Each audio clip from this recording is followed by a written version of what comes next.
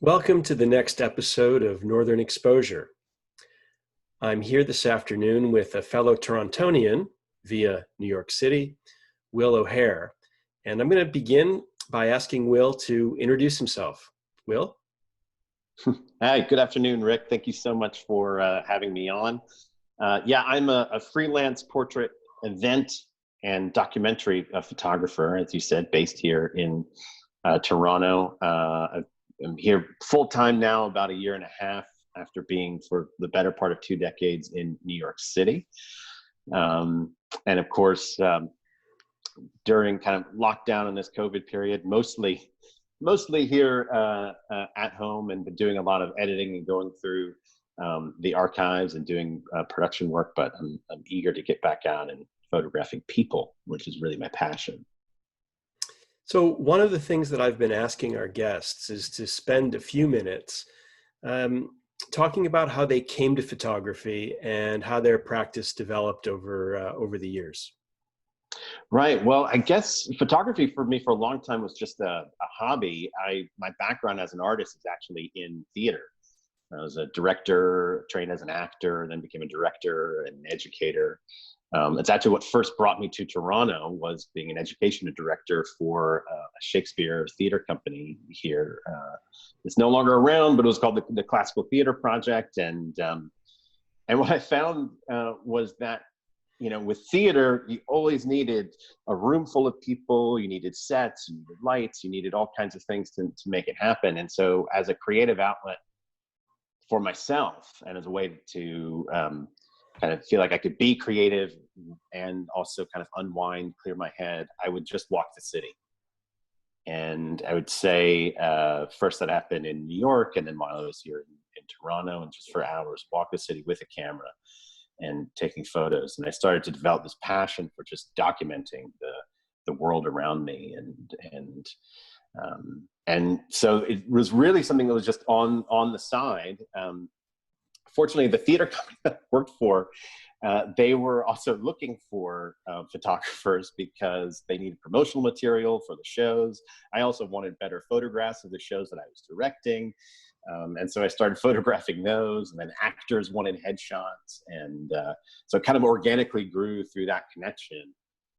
In 2012, I moved back to New York City, and for the first time actually started pursuing it professionally.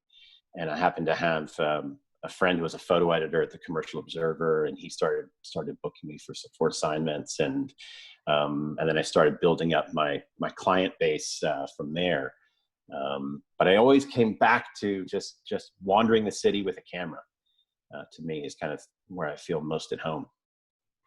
As you know, the format is to begin with you talking about a photo taken by another photographer that you think speaks to you, that has some enduring power.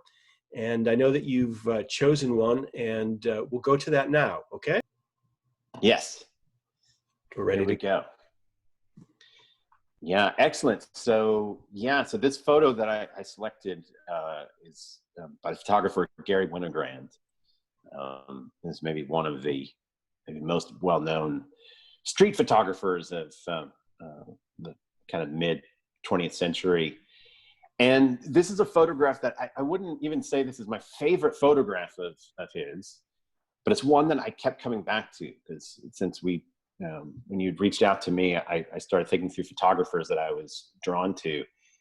And for Winogrand, definitely as somebody who was almost manic about being out in the street with a camera, that took over 1 million photographs in the film days, in the pre-digital days, was just a force on the street, constantly photographing, not hiding in the shadows, but being out in the midst of people. And I kept coming back to this one because there was something about it that just was resonating to me with this time period that we're in right now, and this movement that we're in right now, and with Black Lives Matter, and the importance of people being out on the street and having their voice heard.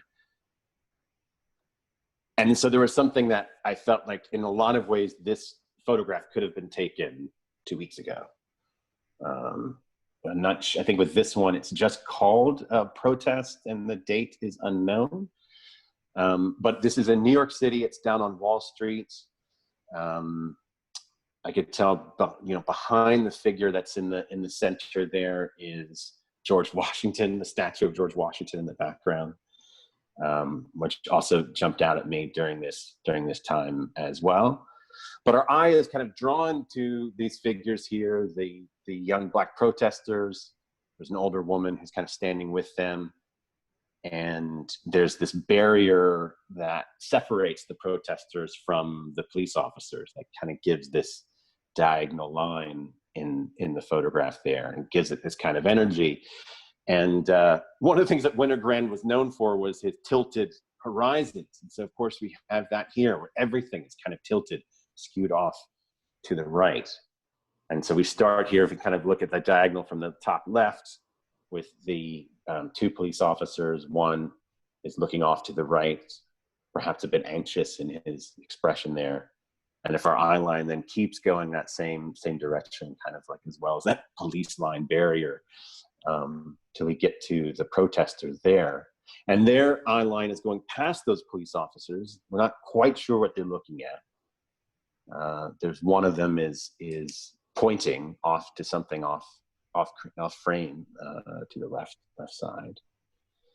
It's really great how their glances cross. So you're right. The cop looking to his right. You have the woman looking very hard to the left, and then you have these other gazes that are they're like vectors coming together. Mm-hmm. You have this man right here with the sunglasses looking directly at the camera, and Winogrand has really, caught what, on the one hand, could be a confusion of gazes, but it really helps make the photo. I'm really pleased that you selected this one. Well, I feel like sometimes, often in his work, the question becomes about the gaze. Who is looking either at the camera. And it is interesting, you notice that figure of the man with the glasses. And of course, we don't see, his actual eyes behind the glasses, but it looks like he's looking right down the barrel of the camera. Others are looking off. And it kind of puts us in the scene in a certain way that I felt was really powerful. It just really makes it feel like we're there. And I think one of the reasons I kept coming back to the photo is that I kept wanting to look to the left. Mm-hmm. As I sit here with it, I keep wanting to look and say, what are they looking at that's over there? And that makes me feel like I'm in it, as opposed to an observer that's outside of it. Yeah, that's a really good point. Listen, before we move on, do you want to say anything more about Garry Winogrand and his rather eccentric approach to working the street? Yeah, well, so I was kind of doing a deep dive. I saw an exhibition of kind of a retrospective of his work a few years ago that was at the Met, and then I think it traveled over to Europe after that. And I finally caught up with, recently there was a documentary called Everything is Photographable, that aired on PBS, and you can now rent it online. Which is a pretty good documentary on his work. It's not overly biographical. It's more about, really how he developed his kind of style, but his almost kind of pretty chaotic, loose approach on the streets. I think, as I said before, he was not somebody that lurked in the background, but there's somebody in an interview that I had to note down a way of describing his style, which was a tender assault to the streets. And in fact, Diane Arbus, who is a contemporary photographer, and they knew each other, she described him as an instinctive, nearly primitive ironist, so totally without malice, so unflinching, even cheerful. About Winogrand was that he put himself squarely in the middle of people on the street. And again, like I was saying, wasn't hiding and shooting from the side. But he kind of did it with a smile and with a cheerfulness and with a way that kind of disarmed people, I think. It's not like a Bruce Gilden get up and assault and put a flash in people's face.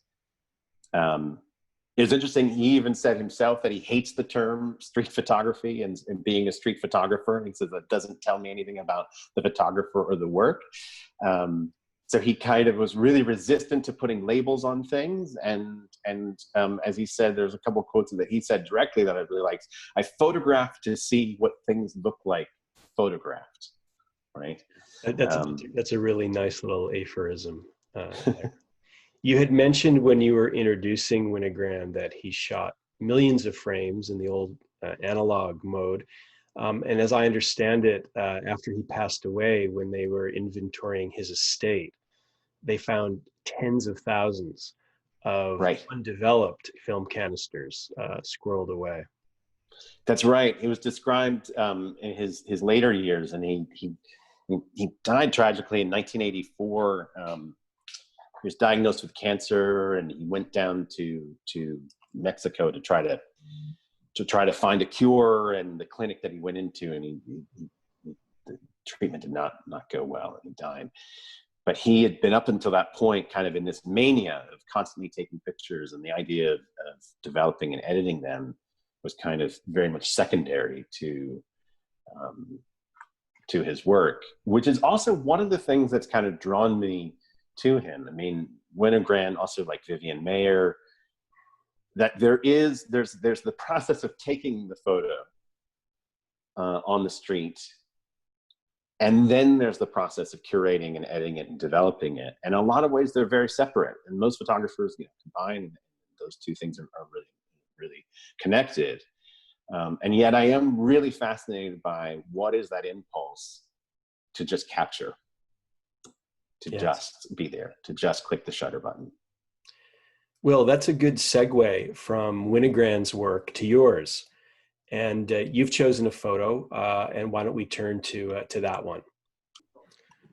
Okay, here's a picture from your own archive. Will? Okay, right. Thank you so much. Yeah, so this photo I took in 2014, and it was actually coming across this photo that I came back to thinking about the Winogrand. And then and looking at these two almost together, I felt they complement each other or speak to each other in a certain way.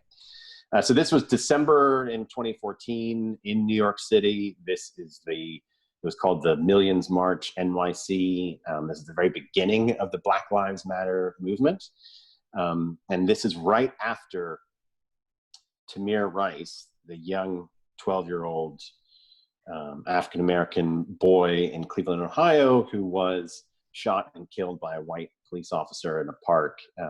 He had a toy gun in his hand and was tragically killed in November of 2014. So this is weeks after that, and also right after the acquittal, or they failed to indict the police officer in the Ferguson case.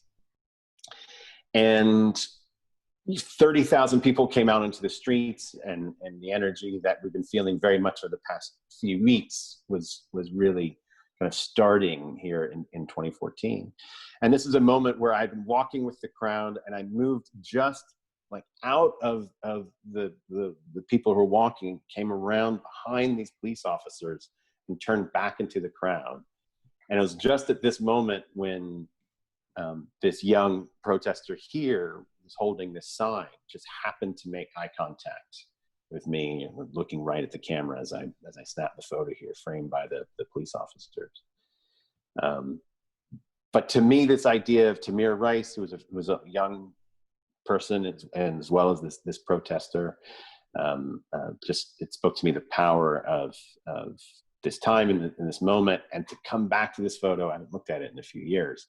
To look at it 6 years later, and to feel like in a lot of ways we're in the same place, but then also to look back at Garry Winogrand's work back in the 60s, and to say that, not that much has changed. Just really powerful to me. It is a very powerful photo. I really like the way the shoulders of the two officers frame the protester.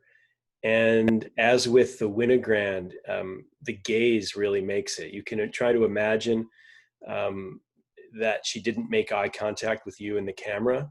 If her gaze Mm-hmm. was elsewhere, it wouldn't be such a wonderful shot. But it really is. It does capture the moment beautifully. Thank you for sharing it. Thank you. No problem. Do you want to take a moment and talk a little more about your ongoing work on the streets, and maybe think of Sure. this as part of a series?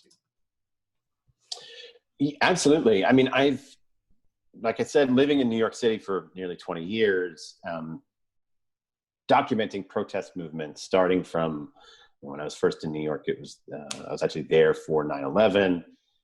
And then during the whole kind of anti-war protest movement through to Occupy Wall Street, to the more recent kind of Black Lives Matter.